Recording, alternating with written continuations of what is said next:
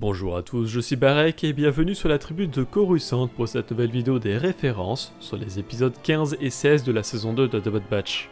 Cette vidéo sera bien évidemment full spoiler et donc prévue pour ceux qui ont déjà vu les épisodes. L'action de ce final en 2 épisodes se déroule sur la planète Eriadu. C'est une planète du système Eriadu dans le secteur Seswena dans la bordure extérieure. Eriadu est également la planète d'origine de la famille Tarkin, dont le grand Moff Wiluf Tarkin présent dans les épisodes.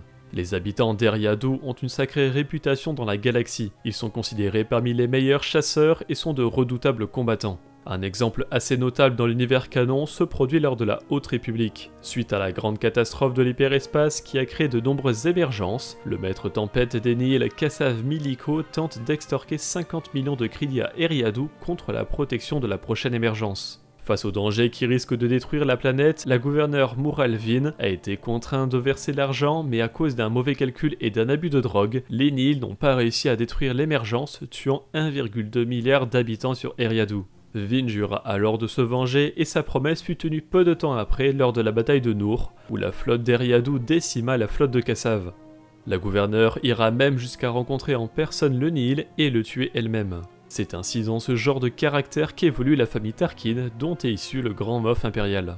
Mais Eriadu est également une planète de l'univers légende créée pour le jeu de rôle Imperial Sourcebook, mais par exemple très importante dans le roman Vent de trahison. Le premier épisode, comme son nom l'indique, traite d'un sommet impérial organisé au Pic du Corbeau sur Eriadu. Le Pic du Corbeau rappelle le Pic de la Charogne, un lieu du plateau de la Charogne également présent sur la planète appartenant à la famille Tarkin et apparaissant dans le roman éponyme.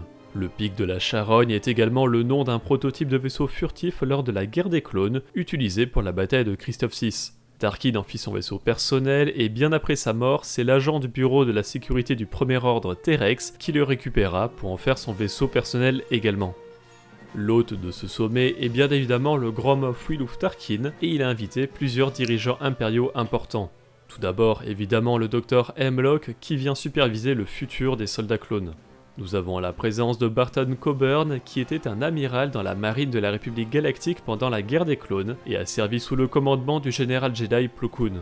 Il commandait la force d'intervention de la République envoyée pour récupérer l'équipe d'assaut qui avait libéré le capitaine Tarkin et le maître Jedi Even Pill de la citadelle sur Lola Sayu. Il a également commandé l'opération de sauvetage des esclaves Togruta de l'installation d'esclavage zigérienne sur Kadavo. Le général Hurst Romodi a également servi dans la Grande Armée de la République Galactique pendant la guerre des clones et il est ensuite devenu l'un des premiers généraux de l'armée de l'Empire Galactique. En tant qu'officier impérial, Romodi a participé à la pacification des étendues occidentales de la galaxie et a pris des mesures de reconstruction après la bataille d'Ogot-Tyr. Bien que Romodi ait fini par se retirer du service, le grand Moff Wiluf Tarkin l'a fait sortir de sa retraite pour qu'il participe à l'achèvement du projet de l'Étoile de la Mort. Après avoir assisté au premier tir d'essai du super laser sur la ville sainte de Jeddah, Romodi devient général des opérations de la station de combat et adjoint de Tarkin à l'époque de la bataille de Scarif. Romodi est présent lors de la réunion de l'Étoile de la Mort dans Un Nouvel Espoir, mais rien ne nous dit s'il était présent sur la base lorsqu'elle a été détruite peu de temps après. Enfin, Orson Callan Krennic était directeur du département impérial de la recherche militaire, qui appartient au renseignement impérial et au bureau de la sécurité impériale. Il était également le commandant de la station de combat mobile DS1 l'Étoile de la Mort jusqu'à sa propre mort. Il supervise ainsi le projet et fait face à plusieurs problèmes comme son ami Galen Erso, qu'il a manipulé pour concevoir des cristaux Kyber synthétiques mais qui a fini par quitter le projet. Krennic parvint tout de même à le retrouver quelques années plus tard en tuant sa femme Lyra. Krennic a également fait face à la disparition mystérieuse de matériaux sur le site de construction et c'est le grand amiral Thrawn qui se chargea de mener l'enquête, sur fond de débat autour du financement du projet de l'Étoile de la Mort défendu par Krennic et du projet des défenseurs TIE de Thrawn. D'ailleurs, lors du sommet, Tarkin évoque le projet Nébuleuse, qui n'est autre que le nom de code de l'Étoile de la Mort jusqu'à sa première utilisation officielle sur Alderaan. Le nom de Nébuleuse a été donné par Galen Erso en la mémoire de sa fille Jean, qu'il surnommait Nébuleuse lorsqu'elle était petite. D'ailleurs, si vous regardez la série en VF ou en VOSTFR, la traduction est très hasardeuse. En effet, en VF, le projet est nommé Stardust, qui est en fait la version non traduite, alors que le nom est bien traduit en nébuleuse, par exemple dans le film Rogue One ou les romans Catalyseur et Throne Trahison. De plus, la VOSTFR nomme le projet Étoile de la Mort, ce qui n'a plus de sens si on nomme la station par son vrai nom et non par son nom de code.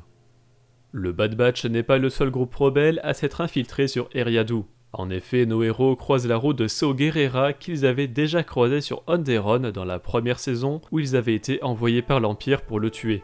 Saw a combattu la Confédération des systèmes indépendants sur Onderon pendant la guerre des clones, et après la montée en puissance de l'Empire galactique, il est devenu un membre clé de la lutte contre le gouvernement fasciste et de la formation de l'Alliance pour la restauration de la République. Ses tactiques au cours de la première rébellion contre l'Empire lui ont valu d'être considéré comme un extrémiste, dont la notoriété a été reconnue à la fois par l'Empire, l'Alliance et bien des années plus tard par la Nouvelle République. Sa présence ici est assez symbolique puisqu'il est l'une des premières victimes de l'Étoile de la Mort lors du tir test sur Jedha, alors qu'au même moment, les plus grands dirigeants du projet Nébuleuse discutent de son efficacité. Dans le second épisode, un panneau dans les rues d'Ord Mantell mentionne du coaxium raffiné. Le coaxium, également connu sous le nom d'hypercarburant, est une forme rare d'hypermatière et un type de carburant coûteux pour les vaisseaux. Han Solo mena une mission pour le compte de l'Aube écarlate dans le but de voler du coaxium non raffiné sur Kessel, qui l'emmena ensuite à une raffinerie sur Savarine. Cet épisode introduit un nouveau marcheur impérial qui précède les capsules de défense tout-terrain CDTT et les transports de surveillance tout-terrain TSTT. Il s'agit du ATAC pour All-Terrain Advanced Combat, mais qui n'a pas encore de traduction française officielle.